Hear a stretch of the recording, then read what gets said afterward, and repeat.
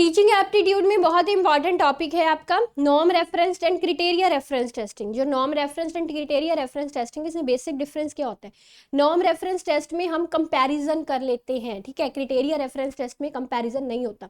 एक सिंपल सी उदाहरण देती हूँ। अब तक आप मास्टर्स का एग्जाम निकाल के आए हो, है ना। आपके मास्टर्स के एग्जाम में जो टेस्टिंग होती थी वो क्राइटेरिया रेफरेंस टेस्टिंग होती थी, क्योंकि उसमें होता था एक पर्टिकुलर की अगर आपके 33% नंबर आ गए, 35% आ गए, so you will consider as pass, तो आप पास हैं, ठीक है। एक पर्टिकुलर क्राइटेरिया होता था पास होने का, अगर आपने वो क्राइटेरिया फुलफिल कर लिया तो आप पास हैं। आपकी परफॉर्मेंस किसी दूसरे की परफॉर्मेंस के साथ कंपेयर नहीं की जाती थी, ठीक है। वो क्राइटेरिया रेफरेंस टेस्टिंग थी, ठीक है, जिसमें कोई ऐसा नहीं है कि आपका कोई कंपैरिजन हो रहा है, जस्ट आपके कितने नंबर हैं वही है उसमें। आपके अगर 33% है तो पास है, 35% है तो तब भी पास है, अगर आपके 60% आ गए तो बहुत अच्छे नंबरों से पास है ना।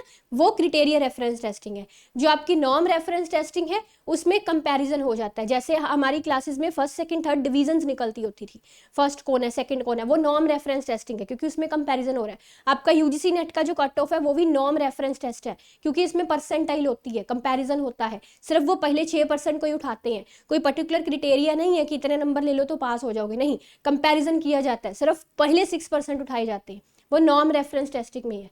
समझ गए बात? So this is a basic difference. Like share करिएगा जानकारी को, चैनल को सब्सक्राइब करिएगा। Thank you.